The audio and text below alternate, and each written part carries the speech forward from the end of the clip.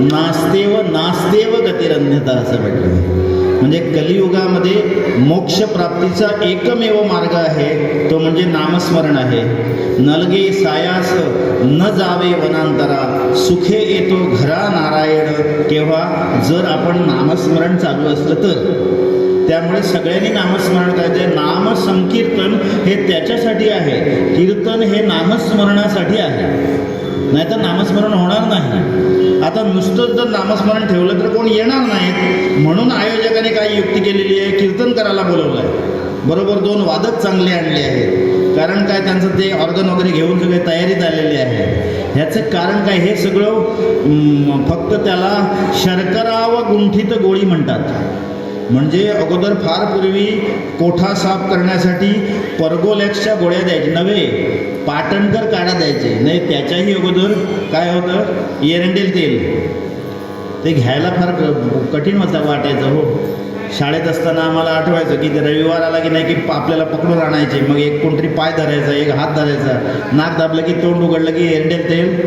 ते घ्यायला जरा कसं तरी वाटायचं. मग पाटणकरांना दया आली, त्याने एक काढा तयार केला, पण तो सुद्धा घ्यायला कडू लागायला लागला. म्हणून मग अलीकडे काही फार्मास्युटिकल कंपनी आहेत, त्याने काय केलं की तेच औषध आहे, फक्त ते साखरेमध्ये गुंडाळलं, शर्करा व गुंठित गोळ्या, शुगर कोटेड टॅबलेट्स, त्या ज्या दिल्या परगोलॅक्सच्या गोळ्या, परिणाम तोच आहे जो एरंडेलचा असायचा तोच. म्हणून हे जे सगळं हे शर्करा आहे बाजूची सगळी, वादन गायन कथा, पण मूळ काय आहे, मूळ नामस्मरण आहे.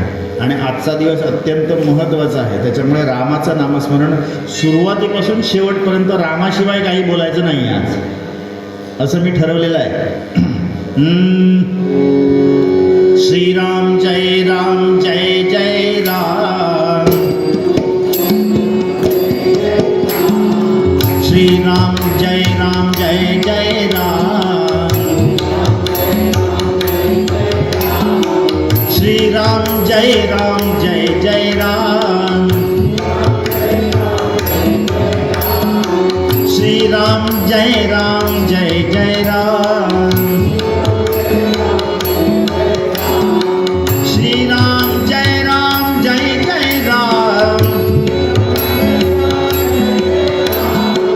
श्रीराम जय राम जय जय राम, श्रीराम जय राम जय जय राम, श्रीराम जय राम जय जय राम, श्रीराम जय राम जय जय राम,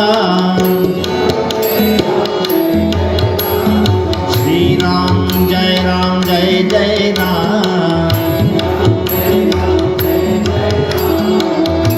श्रीराम जय राम जय जय राम, श्रीराम जय राम जय जय राम, श्रीराम जय राम जय जय राम, श्रीराम जय राम जय जय राम, श्रीराम जय राम जय जय राम, श्रीराम जय राम जय जय राम, श्रीराम जय राम जय जय राम, श्रीराम जय राम जय जय राम, श्रीराम जय राम जय जय राम,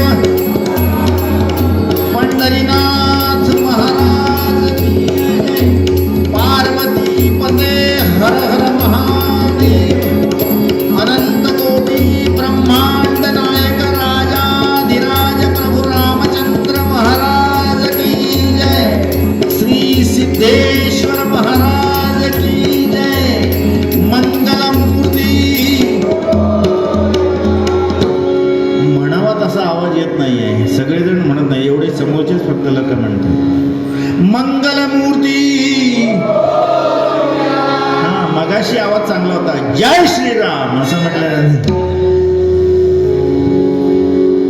राज्य झाले रघुनाथाचे, नाथाचे हो राज्य झाले रघुनाथाचे,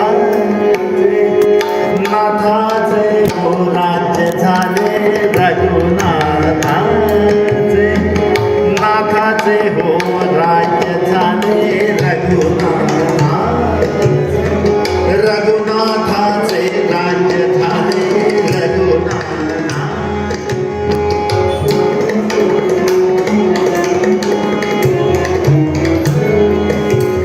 रघुनाथाचे हो राज्य झाले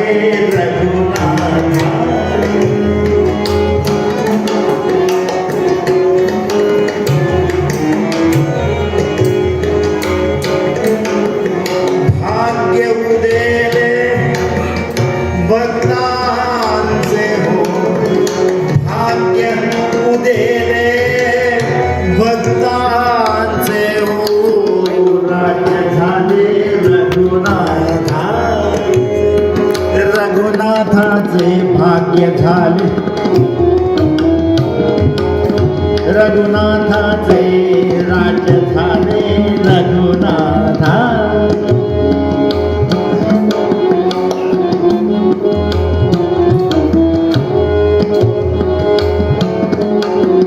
कल्पतरू चिंतामणी,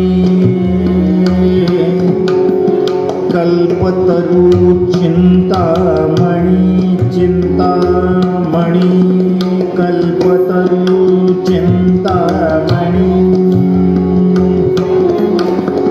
काम धेनुची दुभणी हो, काम धेनुची दुभणी हो राज्य झाले रघुनाथा, रघुनाथाचे राज्य झाले रघुनाथा.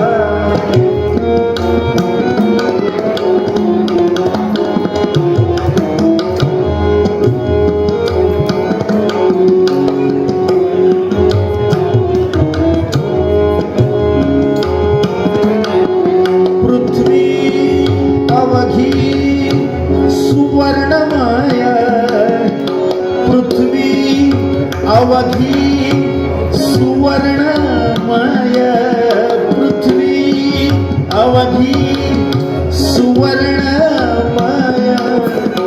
कोणीकडे न्यावे काय, कोणीकडे न्यावे काय, न्यावे काय राज्य झाले रघुनाथाचे, रघुनाथाचे हो राज्य झाले रघुनाथ.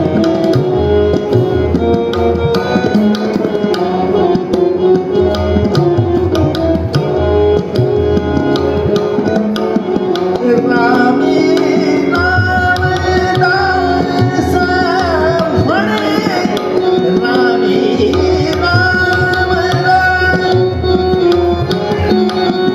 रामी राम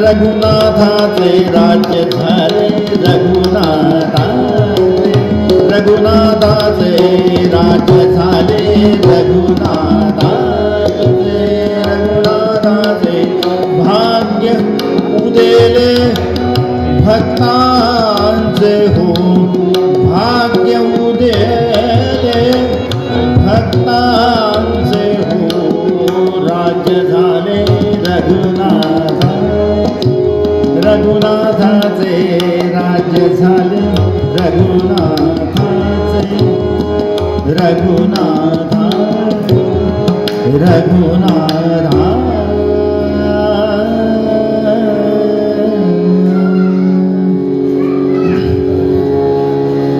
राज्य झाले रघुनाथाचे. 500 वर्षाचा संघर्ष करून प्रभू रामचंद्रांना पुन्हा त्यांच्या जन्मभूमीमध्ये आपण त्यांची प्रतिष्ठापना केलेली आहे. आजचा दिवस आपल्यासाठी सगळ्यांसाठी भाग्याचा दिवस आहे. भाग्य उदेले भक्ताचे, राज्य झाले रघुनाथाचे. किती 350-400 वर्षापूर्वी नव्हे, त्याही अगोदर लिहिलेला अभंग आहे. 350 वर्षापूर्वीचा अभंग आहे, समर्थाने लिहिलेला. राज्य झाले रघुनाथाचे, भाग्य उदेले भक्तांचे. काय राज्याचं वर्णन केलंय बघा. कल्पतरू चिंतामणी, सगळी जी झाडं आहेत ना, वृक्ष जे आहेत ते सगळे वृक्ष काय आहेत, कल्पतरू आहेत म्हणे. आता हे कल्पतरू म्हणजे काय, तर स्वर्गामध्ये असं एक झाड आहे की त्या झाडाच्या खाली बसून आपण जी मनोकामना बोलावी ती कामना पूर्ण होते, आपली मनोकामना पूर्ण होते. म्हणजेच काय आहे की त्या झाडाखाली बसल्यानंतर आपल्याला जे हवं आहे ते मागितलं तर ते आपल्याला मिळतं, त्याला कल्पतरू असं म्हणतात. आता आपण नारळाच्या झाडाला कल्पतरी म्हणतो, कारण त्याचा प्रत्येक अवयव आपल्यासाठी उपयुक्त आहे त्या झाडाचा. म्हणून नारळाचं झाड हे कल्पतरू मानलेलं आहे. पण स्वर्गात म्हणे असं झाड आहे असं बरेच लोक सांगतात. स्वर्गात गेल्यानंतर आपल्याला ते कळेल खरोखरच आहे की नाही ते. आणि मी लवकर गेलो तर तुमच्यासाठी घेऊन येईन, काही काळजी नाही. मला पण बघायचंच आहे ते. कोणाकोणाला हवं आहे त्याने माझ्याकडे बुकिंग करायला हरकत नाही. मग हे झाड, सगळी झाडं जे आहेत रामराज्यातली ते सगळे कल्पतरू आहेत म्हणे. कल्पतरू चिंतामणी, चिंतामणी म्हणजे आपली इच्छा पूर्ण करणारा, जो आपण देव्हाऱ्यामध्ये पूजन करतो ते सगळे दगड हे चिंतामणी आहेत म्हणे. नदीतले गोटे सुद्धा सगळे चिंतामणीच आहेत. काय व्यवस्था आहे ती बघा. आणि खरं होतं ते रघुकुल हे जे आहे, रघुकुल राघवांचं कुल आहे ना, त्यांचा जो रघुराजा होता ना, रघुराजा, त्याची काय ख्याती होती. देवांना सुद्धा युद्धामध्ये मदत करणारा रघुराजा, देवांजवळ सुद्धा त्याचं काय होतं, एक प्रकारची त्याचं वजन होतं. कसं वजन होतं. रघुराजाने हे सगळं झाल्यानंतर संन्यास घेतला, शांतपणे एका ठिकाणी जाऊन बसले, युद्ध वगैरे सगळं सोडून दिलं. त्याच्यानंतर रघुराजांची ख्याती काय आहे की त्यांच्याकडे याचक गेल्यानंतर तो कधी रिक्त हस्त जायचा नाही. म्हणून एक याचक गेला आणि म्हणाला की मला काही यज्ञासाठी मला काही द्रव्य हवं आहे, यज्ञासाठी मला काही द्रव्याची आवश्यकता आहे, ते तुमच्याकडून मिळेल का. तर ते म्हणाले, हे बघ बाबा, मी आता माझ्या हातात काही राज्य नाही, माझ्याकडे काही खजिना नाही राज्याचा, मी काय राज्यकर्ता नाही आहे, त्याच्यामुळे मी तुला काही हे, पण तरीसुद्धा तुझी इच्छा असेल तर मी देवांकडे तशी मागणी करतो, मग देव तुझी इच्छा पुरवतील. मग तेव्हा रघुराजाकडे आलेला याचक जो आहे तो सांगतोय, हे सांगितल्यानंतर रघुराजाने इंद्राला पत्र पाठवलं आणि त्याला सांगितलं, कुबेराला सांगितलं की तुमच्या ताब्यातला जो खजिना आहे त्याच्यातलं काही द्रव्य माझ्या या भक्तासाठी तुम्ही पृथ्वी तलावर पाठवावं. हे पाठवण्यासाठी मला यावं लागेल का की तुम्ही पाठवताय. म्हणजे जवळजवळ धमकीच झाली की हो मी येऊ की तुम्ही पाठवताय म्हणून. वरून इंद्राने आणि कुबेराने सांगितलं तुम्ही येण्याची गरज नाही, तुम्हाला काय पाहिजे ते सांगा, आम्ही पृथ्वी तलावर पाठवतो. आणि सुवर्ण मुद्रिकांचा पाऊस सुरू झाला हो. जिथे रघुराजाचा आश्रम होता तिथे पैशाचा पाऊस, नांदोस प्रकरण. त्याच्यामुळे पैशाचा पाऊस म्हटल्यानंतर आता बघा आमच्याकडे आत्ता जर पैशाचा पाऊस सुरू झाला तर इथे कीर्तनात कोण बसतील का? नाही. पण त्यावेळी त्या ज्या मोहरा होत्या, ते जे सुवर्णमुद्रिका होत्या, ते सोनं उचलण्यासाठी तो फक्त एकटा, ज्याने जो याचक गेला होता त्याने आपल्याला आवश्यक असणारं द्रव्य घेतलं आणि आवश्यक असलेलं द्रव्य घेतलं आणि उरलेलं तसंच राहिलं. आता राजा म्हणतोय मला काय त्याची गरज नाही आहे, म्हणून गावामध्ये नगरामध्ये दिवंडी हे सांगितलं. काय सांगितलं? नगरामध्ये त्यांनी सांगितलं दवंडी पेटवली आणि सांगितलं दवंडी पेटवली आणि काय सांगितलं की ज्यांना कुणाला आवश्यक असेल त्याने हे द्रव्य घेऊन जावं. कोण यायला तयार नाही, कोणालाच नको होतं, कारण सगळे समृद्ध आहेत. पृथ्वी अवधी सुवर्णमय, कोणीकडे न्यावे काय, कोणाला आवश्यकताच नाही आहे. असं ते राज्य रामराज्य होतं बरं का. ते रामराज्य येण्याची चिन्ह आज दिसायला लागली आहे. कित्येक वर्षानंतर प्रभू रामचंद्र पुन्हा आपल्या जागी प्रतिष्ठापित झालेले आहेत आणि त्याचा उत्सव आपण प्रत्येकजण करतोय, कारण आपल्या मनातल्या, आपल्या हृदयातल्या आत्मारामाचा तो सन्मान आहे. लक्षात आलं?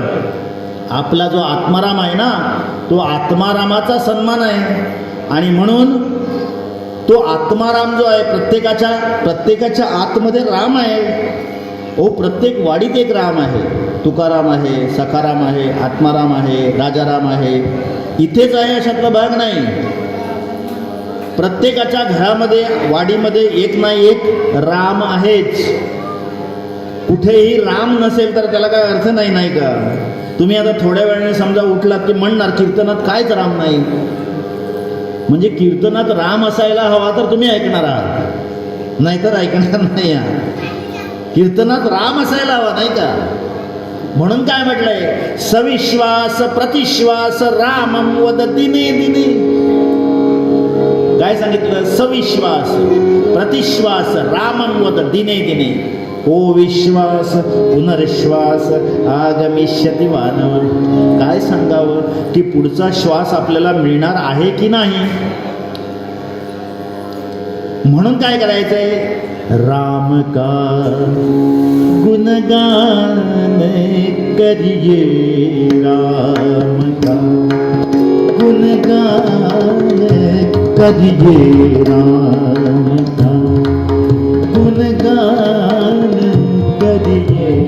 राम प्रभु की भद्रता का, सभ्यता का ध्यान धरिए, ध्यान धरिए. राम का गुणगान करिए, राम का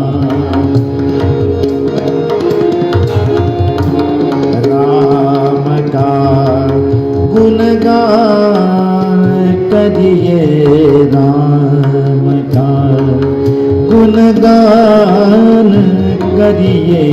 राम प्रभु की भद्रता का, सभ्यता का ध्यान धरिए, ध्यान धरिए. राम का गुणगान करिए, राम का.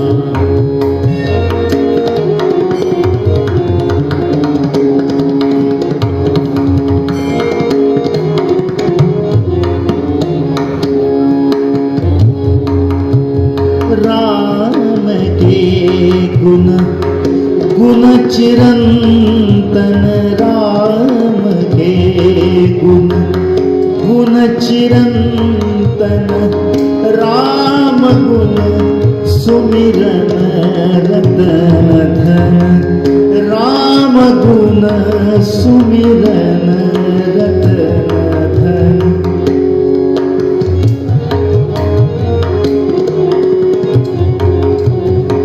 राम गुण सुमिरन रतन धन.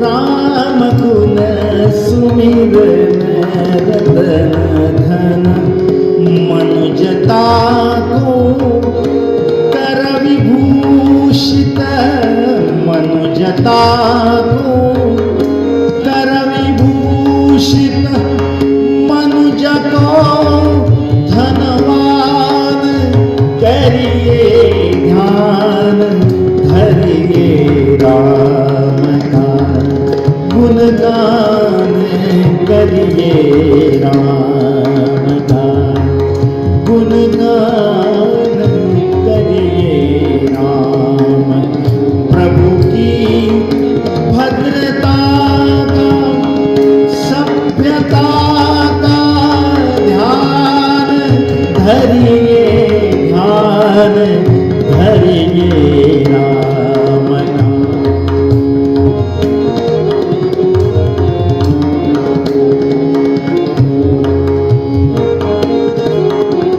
करिए राम का ओ राम का गुणगान सविश्वास प्रतिश्वास रामं वद दिने दिने को विश्वास पुनर्श्वास आगे निश्चिती वानवा. काय सांगावं, बुवा कीर्तनाला उभे राहिले आहेत पण ह्याची दानं देगा देवा होण्यापर्यंत उभे राहतीलच याची गॅरंटी नाही हो. ते आपल्या हातात नाही आहे.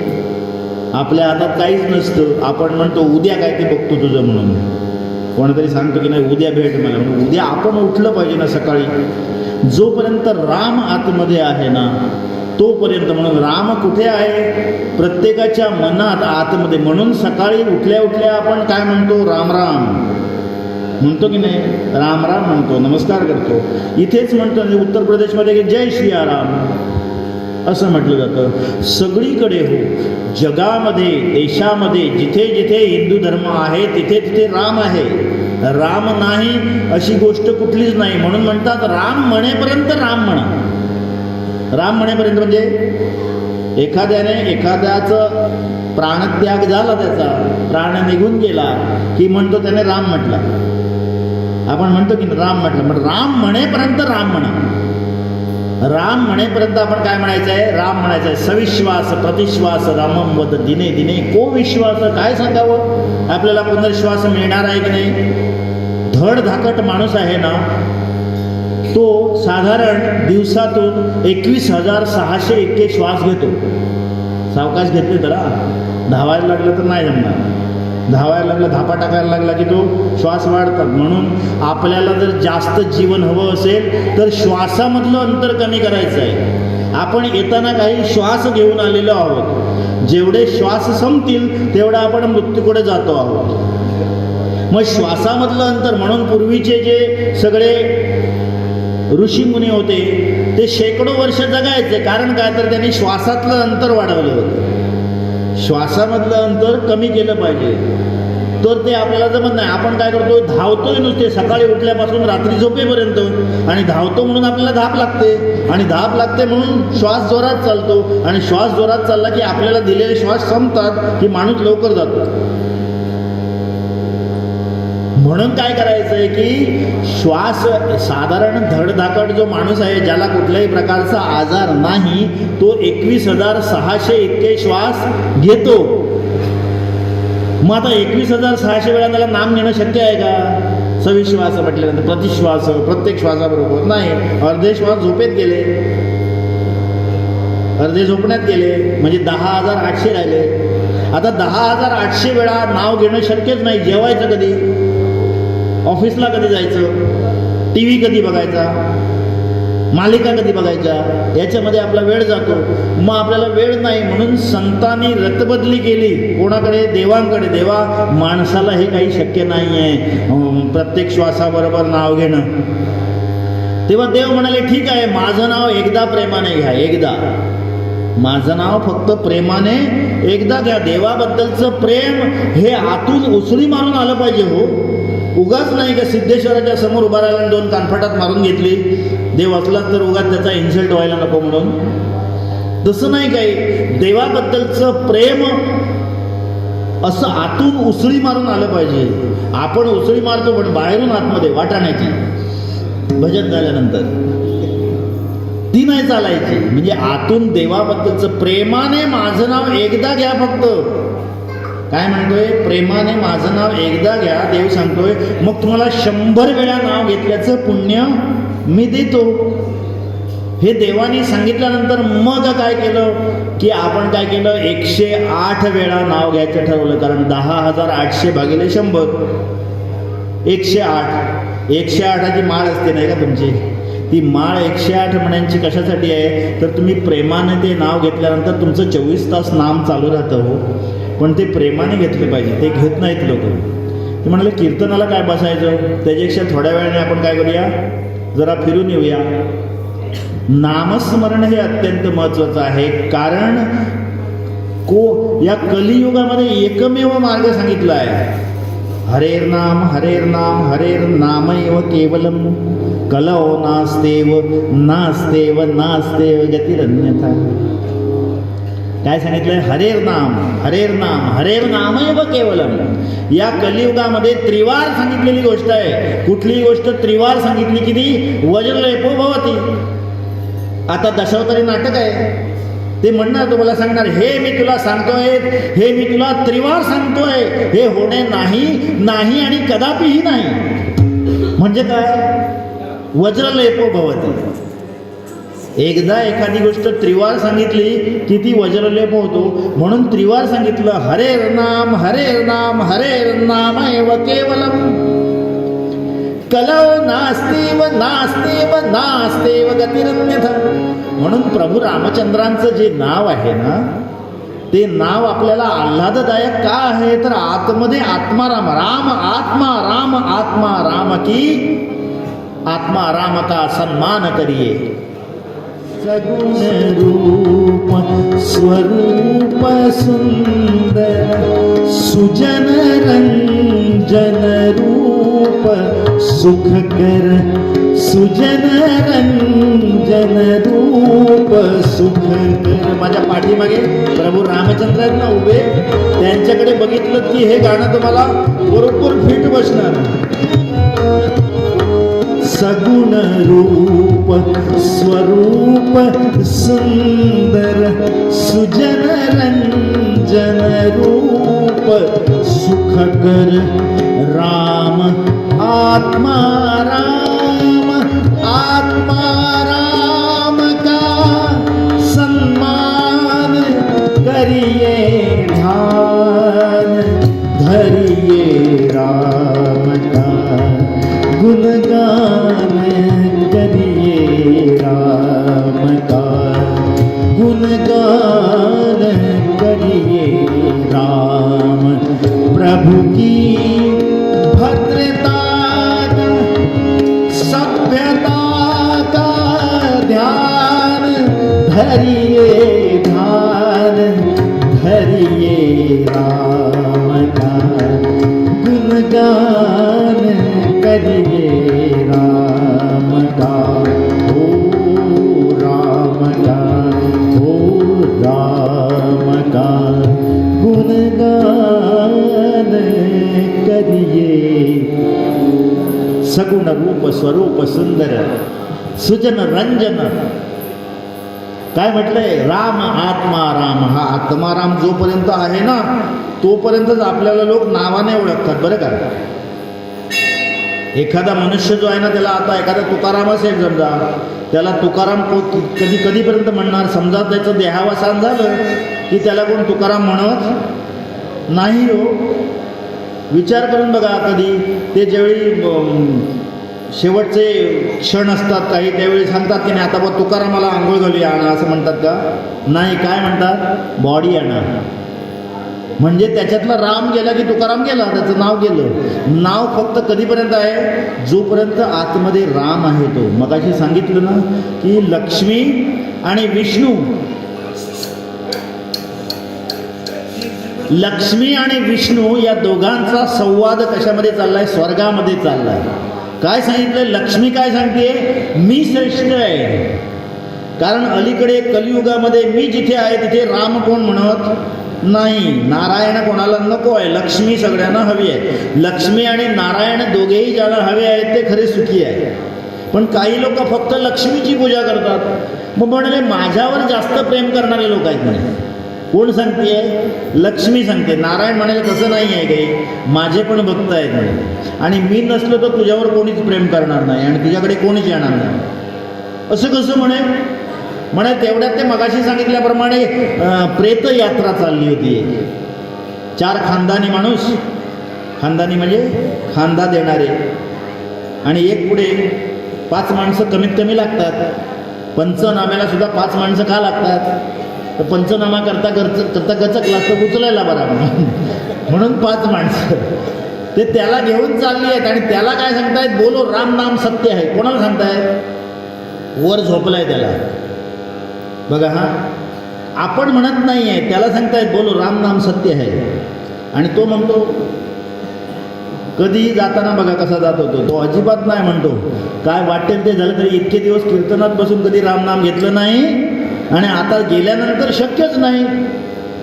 तो म्हणाला मी नाही म्हणणार. आणि बोलो राम नाम सत्य आहे, त्याला सांगतात बोलो राम नाम सत्य. आता तो घेणार कसा नाम? म्हणजे असं एकदा झालं होतं तुमच्या त्या सावंतवाडीला, त्या उताराला एकदा अशी एक प्रेतयात्रा चालली होती. वरून एक मुलगा, त्याच्या सायकलचे ब्रेक तुटले घेऊ. तो म्हणतोय बेल नाही दुर्वा. म्हणजे बेल आणि दुर्वाचा काही संबंध नाही. बेल सायकलला बेल नाही, दूर व्हा असं त्याचा म्हणायचं होतं. आणि तो म्हणाला तेवढ्यात त्याने एकाला, ते 4 जण जे होते ना त्याच्यापैकी एकाला धडक दिलीच घेऊ. वर जे झोपले होते ते खाली आले. आता प्रश्न असा, हे सगळेजण चौताळले. म्हणाले अरे काय मूर्खा, तुला कळत नाही, प्रेतयात्रा चालली आहे, त्याला मारायला सगळेजण गेले. तो म्हणाला पाया पडायला लागला, मारू नका हो. आणि तुम्ही कशाला एवढे? म्हणाले जो पडला तो काय बोलत नाहीये म्हणे. तसं हे प्रेतयात्रा चालली आहे. वरती लक्ष्मी आणि नारायण दोघे जण बोलत आहेत. इतक्यात लक्ष्मीने पैशाचा पाऊस सुरू केला. हो, पैशाचा पाऊस. जिथून ती प्रेतयात्रा चालली आहे म्हटल्यानंतर लोकांनी काय करावं? प्रेतयात्रेतली सगळी माणसं पैसे जमा करायला गेली, आणि नंतर काय ते बघूया यांचं म्हणून.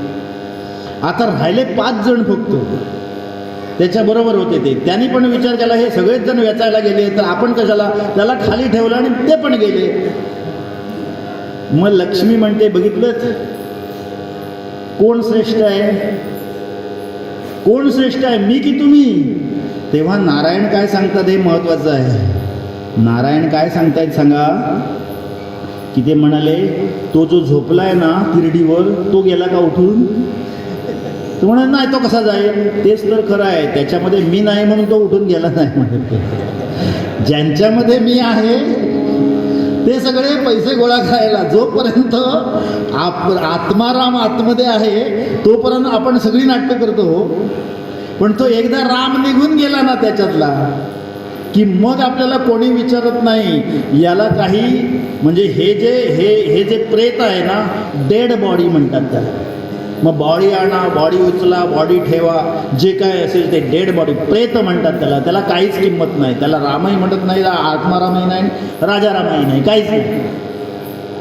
आणि म्हणून राम म्हणेपर्यंत राम म्हणा. त्याच्यासाठी हनुमंत श्रेष्ठ का झाला? हनुमंताच्या म्हणजे जेव्हा रामराज्य आलं तेव्हा पहिल्यांदा प्रभू रामचंद्र जेव्हा राज्याभिषेक झाला तेव्हा सगळ्यांचा सत्कार करायचं ठरवलं त्यांनी. ज्यांनी सीतेला आणण्यासाठी आपल्याला मदत केली त्यांचा सत्कार करायचा. म्हणजे पहिल्यांदा सत्कार कोणाचा झाला पाहिजे होता सांगा? हनुमंताचा झाला पाहिजे होता ना. त्याला बोलावलंच नाही प्रभूंनी. त्याला बोलावलं नाही. कारण काय सांगा? की प्रभूंच्या मनात आहे की याला द्यावं काय? याला देण्यासारखं माझ्याकडे काहीच नाही आहे, इतकी मदत याने केलेली आहे. म्हणून प्रभू बोलावत नाही आहेत. सीतामाई काय म्हणते? सीतामाई म्हणते हो हे विसरले की काय? मुख्य सत्कार ज्याचा करायचा त्याचा केलाच नाही, बाकीच्यांचेच केले. नुसते झेंडे लावले त्यांचेच सत्कार झाले. तसं काय नाही म्हणाले. खरा कार्यकर्ता बाजूलाच राहिला. असं बऱ्याच वेळा होतं. मग ते म्हणाले, ती म्हणते तिने प्रभूंकडे बघितलं, प्रभूंनी सीतामाईकडे बघितलं, नुसत्या डोळ्यातूनच समजलं काय बोलायचं आहे ते. प्रभू म्हणाले ठीक आहे म्हणजे काय, तुला काय द्यायचं असेल तर दे. मग तिने काय केलं? तिने हनुमंताला बोलावलं. हनुमंत अगदी अदबीने आला. हो, हनुमंत अगदी अदबीने आला आणि समोर उभा राहिला. आता आपल्याला काहीतरी प्रसाद मिळणार आहे. प्रभू रामचंद्रांच्या पायाखालचं फूल मिळालं तरी पुरे. म्हणून तो हात पुढे करून आला तर सीतामाईने आपल्या गळ्यातला नवरत्नांचा हार घातला त्याला. नवरत्नांचा हार आला होता कुठून? विभीषणाकडून मिळाला होता तिला. विभीषणाला राज्य दिल्यानंतर, राज्याभिषेक झाल्यानंतर विभीषणाने सन्मानपूर्वक सीतेला पाठवताना आपल्याकडचा नवरत्नांचा हार दिला होता. विभीषणाकडे आला कुठून? रावणाकडून आला होता. रावणाने कुठून आणला? तो मगाशी सांगितलं स्वर्गातून आणला होता. कोणाकडून? त्या ट्रेझररकडून. स्वर्गाचा ट्रेझरर आहे ना, त्याच्याकडे होता तो, त्यांच्या ट्रेझरीमध्ये होता. म्हणजे कुठे होता? तो कुबेराकडे होता. ते कुबेराकडे कुठून आला? तर ते जे समुद्रमंथन होतं ना, त्या समुद्रमंथनातून बाहेर पडलेला तो हार आहे. समुद्रमंथनात जी 14 रत्न बाहेर पडली त्याच्यात काही बाय प्रॉडक्ट आले. हो, आणि त्याच्यातला एक हार तो कुठे गेला? कुबेराच्या खजिन्यात गेला. कुबेराच्या खजिन्यातून तो रावणाकडे आला. रावणाकडून तो विभीषणाकडे आला. विभीषणाकडून सीतेकडे आला आणि सीतेकडून हनुमंताकडे आला. असा हा पृथ्वी मोलाचा हार त्याने तो घेतला आणि बघितला. असा समोर धरल्याबरोबर त्याला शेकडो राम सीता राम सीता राम सीता राम सीता दिसायला लागले. कशामुळे? त्याला पैलू पाडलेले होते ना. तो समोर धरल्याबरोबर समोर राम आणि सीता बसले होते. त्याला असंख्य राम सीता दिले. आनंदित झाला. उडी मारली तिथून आणि जाऊन झाडावर जाऊन बसला. झाडावर जाऊन बसला आणि बघितलं तर परत त्याच्यातलं राम दिसायचा बंद झाला की हो. कारण समोर होते ते मगाशी, आता काय समोर नाहीत. आता सगळी झाडं दिसायला लागली, पानं दिसायला लागली. ह्याने त्याच्यातलं एक मोती काढलं, मोती, आणि दातात धरलं आणि काडकन फोडलं. तो आवाज एवढा कडाड करून झाला की नाही की तिकडे सीतामाईपर्यंत पोहोचला. तो म्हणाले काय चाललंय म्हणून बघितलं तर लोकांनी येऊन सांगितलं तो हार दिलात ना तो तोडून फोडून बघतोय तो म्हणे. त्याला परत बोलवून आणलं. म्हणाले काय चाललंय बाबा, इतकं तुला प्रेमाने दिलं आहे आणि फोडून. म्हणाला काय झालं, त्याच्यामध्ये राम आहे का बघत होतो म्हणाले राम नाही म्हणून मला ते कशाला हवं, फेकून दिलं म्हणाले. सीतेला वाईट वाटलं. अरे पृथ्वी मोलाचा हार याला प्रेमाने द्यावा तर हा फोडून शेवटी मरकट तो मरकटच आहे. म्हणून ती म्हणाली हे चुकीचं आहे, काहीतरी करतोयस तू. अरे राम राम म्हणतोय तर तुझ्यात तरी राम आहे का? तेव्हा त्याने ती छाती फाडून दाखवली आहे. निजर में राम जपत राहला अमर तो कपी. निजर में राम जपत राहला अमर तो कपी. निजर में राम जपत राहला. निजर में राम जपत राहला अमर तो कपी. गुणगाता हो गुणगाता रघुसेवकाचे हो. गुणगाता रघुसेवकाचे हो. दास रामाचा हनुमंत नाचे नाचे. दास रामाचा हनुमंत नाचे नाचे. दास रामाचा हनुमंत नाचे. नाम घेता मुखी राघवाचे. नाम घेता मुखी राघवाचे. दास रामाचा हनुमंत नाचे नाचे. दास रामाचा हनुमंत नाचे नाचे. दास रामाचा हनुमंत. तबल्याचा आवाज येत नाही मला, कमी झाला का? म्हणाले निज रमे राम जपतपी. कसा आहे तो? हो, गंमत बघा. कोणीतरी प्रश्न विचारला, सबसे बडा कौन? सबसे बडा कौन? म्हणजे सबसे बडी पृथ्वी. सबसे बडी पृथ्वी. पृथ्वी सगळ्यात मोठी. मग लगेच विचारणाने पृथ्वी का है की बडी? वो तो शेष के माथे पे खडी. पृथ्वी कसली मोठी म्हणाली? ती कशावर आहे? शेषावर आहे. पृथ्वी का है की बडी? वो तो शेष के माथे पे खडी. तो शेष बडा. पृथ्वी एवढी मोठी जर शेष आपल्या माथ्यावर धरतोय तर शेष बडा. शेष काहे का बडा? वो तो शंकर के गले में पडा. तो म्हणजे शंकराच्या गळ्यात असतो नाही का तो? म्हणजे शंकराच्या गळ्यात आहे तो म्हणजे शंकर मोठा आहे. तो शंकर बडा. तो शंकर काहे का बडा? उसका कैलास रावण ने उखाडा. शंकराचा कैलास रावणाने हलवला होता, माहिती आहे का तुम्हाला? उगाच नाही काय आत्मलिंग दिलंय. आत्मलिंग केव्हा दिलंय माहिती आहे? त्याने आपल्या मानेचे तंतू काढले होते, त्याची तारवाद्य तंतुवाद्य बनवलं होतं आणि त्या तंतुवाद्याने भक्ती केली होती, म्हणून प्रसन्न होऊन आत्मलिंग दिलंय. मग शंकर काहे का बडा, उसका कैलाश रावण ने उखाड़ा तो रावण बडा. रावण बडा, रावण काहे का बडा, वो तो राम के एक बाण से उड़ा. रावण काहे का बड़ा, वो तो राम के एक बाण से उड़ा, तो राम बड़ा. वो राम काहे का बड़ा, वो तो हनुमान के हृदय में खड़ा, इसलिए हनुमान बड़ा. म्हणजे भक्त मोठे आहेत. लक्षात घ्या, देवापेक्षाही भक्त मोठे आहे. प्रभू हो हा आत्माराम जो अहम ब्रह्मास्मी, हे खरं तत्व आहे बरं का. लक्षात घ्या, मीच ब्रह्म आहे. देवाकडे गेल्यानंतर देव पहावया गेलो, देवची होऊनी ठेलो. जेव्हा आपण देव होणार आहोत ना, तेव्हाच आपलं वागणूक, आपलं वर्तन, आपलं परिवर्तन त्याच्यात आहे. म्हणून आपणच देव आहोत. हेच इंडियन फिलॉसॉफी म्हणतात याला. भारतीय तत्वज्ञान काय सांगतं की देव नाही, आपण आशा भोसलेंचं गाणं म्हणतो नाही का, मागे उभा मंगेश, पुढे उभा मंगेश, मागे उभा मंगेश, पुढे उभा मंगेश, मागे उभा मंगेश, पुढे उभा मंगेश. माझ्याकडे देव माझा पाहतो आहे, माझ्याकडे देव माझा पाहतो आहे. मागे उभा मंगेश, पुढे उभा मंगेश. त्यांचं नाव मंगेश आहे बरं का.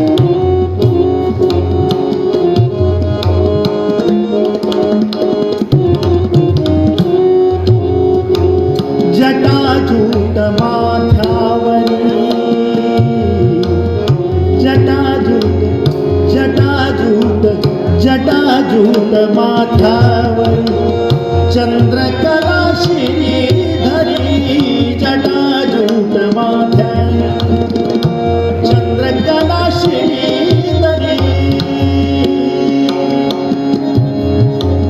सर्प मारुळे, सर्प मारुळे, गौरी सुता संगे नंदा. मस्तकी वाहे माझ्याकडे देव माझा पाहतो आहे, माझ्याकडे देव माझा पाहतो आहे. मंगेश, पुढे उभा मंगेश, मागे उभा मंगेश, पुढे उभा मंगेश. ते मागे उभा आणि पुढे उभा म्हटलंय ना, ते मागे आणि पुढे का झालं? खरं तर ते मागे पुढे बाजूला सुद्धा मंगेशच आहे माझ्या, हो. पण हे खरं नाही काय, हे ग्रॅमॅटिकली खरं नाही, व्याकरणदृष्ट्या खरं नाही. मागे आणि पुढे नाही, आतमध्येच मंगेश आहे. अहम ब्रह्मास्मी, मीच ब्रह्म आहे, हे खरं तत्व आहे. ती कुंभारीण माशी आहे ना, ती कुंभारीण माशी काय करते? ती कुंभारीण माशी कुंभासारखं घर करते, म्हणून तिला कुंभारीण म्हणतात. ते कुंभासारखं घर जे असतं त्याच्यामध्ये एक किडा आणून ठेवते, आणि ते किडा आणून ठेवला की रोज येते आणि त्या किड्याला काय करते? टोचते. ते टोचते, त्याचा असाही वेदना त्याला होतात त्या किड्याला. आणि म्हणून जेव्हा केव्हा कुंभारीण माशी, आता तो काय करतो, तो किडा सतत ध्यानात कशाचा असतो? कुंभारीण येणार मला टोचणार, कुंभारीण येणार टोचणार, येणार येणार येणार, असं सतत तो काय करत असतो? चिंतन करत असतो. कोणाचं? त्या कुंभारणीचं. म्हणून एक दिवशी त्या कुंभारणीची काय होते? म्हणजे त्या किड्याची काय होते? कुंभारीण होते. एक दिवस असा येतो की त्या किड्याची कुंभारीण होते, कारण चिंतन सतत देवाचं आहे. म्हणून देवाचं सतत जर चिंतन करावं तर आपणच देव होऊन जातो. म्हणून प्रभू रामचंद्रांचं चिंतन हे सतत असायला हवं. बरं का. म्हणजे प्रभू रामाच्या नामात किती ताकद आहे हो.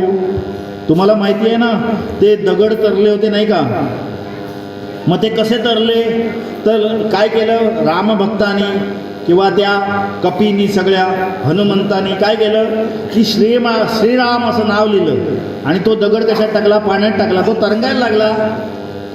प्रभू रामचंद्रांना सुद्धा आश्चर्य वाटलं, माझ्या नावात एवढी ताकद, कमाल आहे.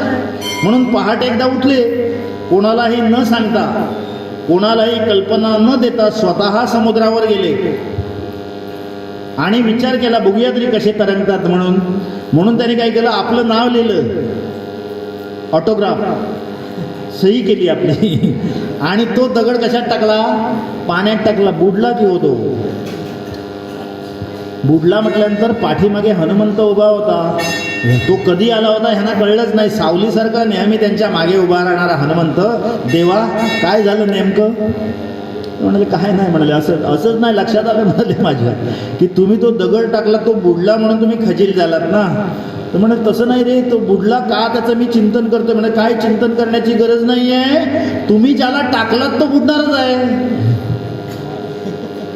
तुम्ही ज्याला टाकलात ना तो तरंगणार कसा हो. तुम्ही ज्याला दूर केलात, तुम्ही ज्याला टाकलात तो बुडणार आहे. म्हणून रामाने नाव लिहून चालणार नाही, रामापेक्षा रामाचं नाम श्रेष्ठ आहे. रामापेक्षाही रामाचं नाव श्रेष्ठ आहे, असं आहे ते. म्हणजे रावणाने सुद्धा प्रयोग केला होता तो. रावणाने त्या सगळे घाबरले, त्याचं सैन्य म्हणले अरे काय त्यांच्याकडे शक्ती आहे प्रभू रामचंद्रांकडे, दगड टाकले तर तरंगतात म्हणे. असं म्हटल्यानंतर रावण घाबरला, पण दुसऱ्या दिवशी गेला आपण स्वतः, अरे या माझ्याबरोबर. सगळे म्हणाले कसं ते बघूया, म्हणाले काय होतं, माझ्या पण नावाने दगड तरंगले पाहिजेत म्हणाला. आणि रावण गेला हो, सगळे बरोबर सैन्य घेऊन गेला आणि सांगितलं बघा एक भला मोठा दगड आणायला सांगितला. एक 5-25 लोक इकडे, 5-25 तिकडे, सगळे राक्षस, सगळ्यांना मोठा एक दगड आणला आणि मनातल्या मनात पुटपुटला काहीतरी. काय पुटपुटला हे यांना सांगितलं नाही, बाकीच्यांना. आणि टाका म्हणाले दगड, बघा तरंगतो की नाही. तो तरंगला, तो एवढा मोठा दगड तरंगायला लागला. आश्चर्य वाटलं सगळ्यांना. सगळ्या सेनेने एकच कल्लोळ केला, रावणाचा जय जयकार केला. सगळ्या राक्षसांना एक धीर आला युद्धाचा. पण मंदोदरी घरी गेल्यानंतर विचारते आहे, अहो तुम्ही एवढं काय केलं, कारण तुमचं सामर्थ्य जे आहे ते सामर्थ्य मला माहिती आहे. हां, घरातलं सामर्थ्य सगळ्यांना, आपल्या घरातलं जर सामर्थ्य घरातल्यांना माहिती असतं. म्हणाले एवढं सामर्थ्य तुमच्या नावात कुठून आलं म्हणे. तर म्हणाले तू गप्प बस, तुला काय करायचं आहे, देव दगड तरंगला ना, बाकीच्या गोष्टी तुला काय करायच्या आहे. म्हणाले तसं नाही, मला नाही सांगितलं तर मी अजिबात नाही. म्हणाले मला सांगितलंच पाहिजे, म्हणाले मला कळलं पाहिजे नेमकं तुम्ही काय केलं ते. म्हणाले तुला म्हणून सांगतो, कोणाला सांगू नकोस. दगडाला सांगितलं तुला रामाची शपथ आहेत, बुडलास तर म्हणून. त्याच्यामुळे तो तरंगला म्हणाला, माझ्या नावामुळे तरंगलेला नाही. रामाच्या नावात ताकद आहे, लक्षात घ्या. आणि त्या रामाचं नाव मी उत्तरंगाकडे वळतोय, कारण मला आता बराच वेळ झालेला आहे. दशावतार नाटक पुढे आहे, त्यामुळे परत उत्तरंगाची कथा आपल्याला पूर्ण करायची आहे.